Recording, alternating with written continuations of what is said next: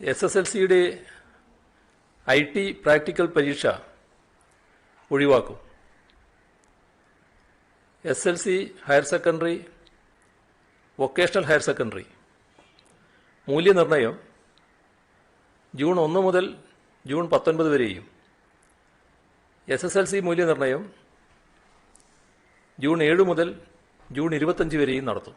Hi friends, daily അപ്ഡേറ്റിലേക്ക് എല്ലാവർക്കും സ്വാഗതം. നാളെ മെയ് 23-ാം തീയതി ഞായറാഴ്ച ദിവസം നിങ്ങൾ അറിഞ്ഞിരിക്കേണ്ട ചില അറിയിപ്പുകളാണ് ഈ ഒരു വീഡിയോയിലൂടെ വ്യക്തമാക്കുന്നത്. അപ്പോൾ വീഡിയോ മുഴുവനായിട്ടും കാണുക. ഇതുപോലുള്ള ഇൻഫർമേഷനുകൾ ലഭിക്കാൻ ചാനൽ സബ്സ്ക്രൈബ് ചെയ്ത് ബെല്ലൈക്കൺ എനേബിൾ ചെയ്ത് വെക്കുക. വീഡിയോയിലേക്ക് ആദ്യം ഇന്നത്തെ കോവിഡ് കണക്ക് നോക്കാം.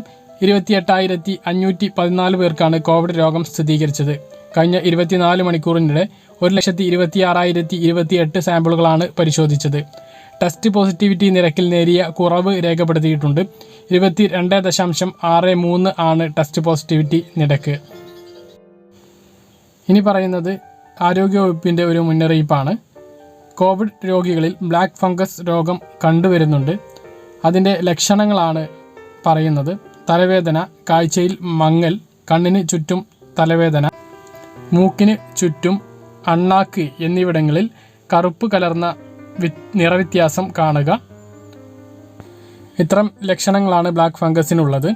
ഇത് ഒരാളിൽ നിന്ന് മറ്റൊരാളിലേക്ക് പകരുകയില്ല എന്നുള്ള ആശ്വാസം ഉണ്ട്. പ്രമേഹ രോഗികൾ, ക്യാൻസർ രോഗികൾ, അവയവ മാറ്റം നടത്തിയവർ, പ്രതിരോധ ശേഷി കുറഞ്ഞ ആളുകൾ, ഇത്തരം ആളുകൾ ഈ രോഗത്തെ തൊട്ട് പ്രത്യേകം ശ്രദ്ധിക്കണം എന്ന് ആരോഗ്യവകുപ്പ് മുന്നറിയിപ്പ് നൽകുന്നു.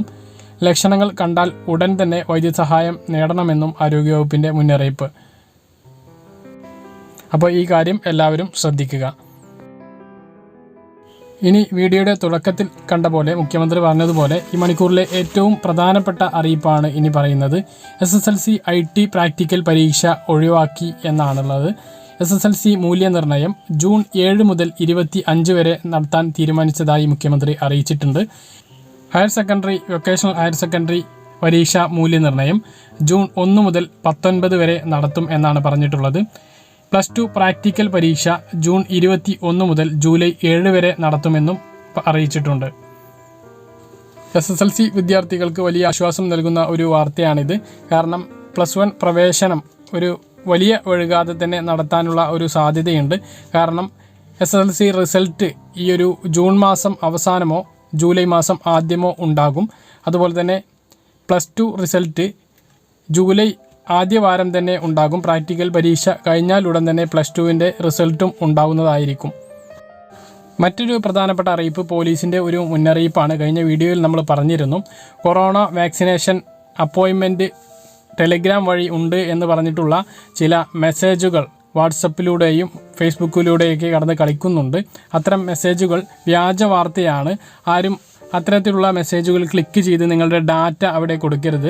അത് നിങ്ങളുടെ ഡാറ്റ ഉൾപ്പെടെ വലിയ സാമ്പത്തിക നഷ്ടമുണ്ടാക്കാനുള്ള സാധ്യതയുണ്ട്. വലിയ തട്ടിപ്പാണ് ഇതിന് പിന്നിലെന്ന് എല്ലാവരും മനസ്സിലാക്കുക എന്നുള്ളതാണ് പോലീസിൻ്റെ ഒരു മുന്നറിയിപ്പുള്ളത്.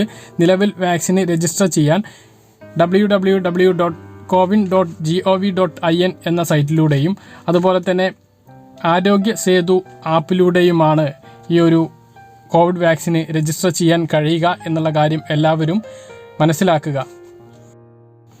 ഇനി പറയുന്നത് കേരള പോലീസ് പോസ്റ്റ് ചെയ്തിട്ടുള്ള ഒരു ജോലി ഒഴിവിനെ കുറിച്ചിട്ടാണ്. സെൻട്രൽ പോലീസ് ക്യാൻറ്റീനിൽ അക്കൗണ്ടൻസ് ഓഫീസർ ഒഴിവിലേക്ക് അപേക്ഷ ക്ഷണിച്ചിട്ടുണ്ട്. യോഗ്യത MCOM അല്ലെങ്കിൽ CAO അല്ലെങ്കിൽ CS അല്ലെങ്കിൽ ICWA എന്നിവയിൽ ഏതെങ്കിലും ഒരു ബിരുദം ഉണ്ടായിരിക്കുക. 3 വർഷത്തെ പ്രവൃത്തി പരിചയം ഉണ്ടായിരിക്കണം.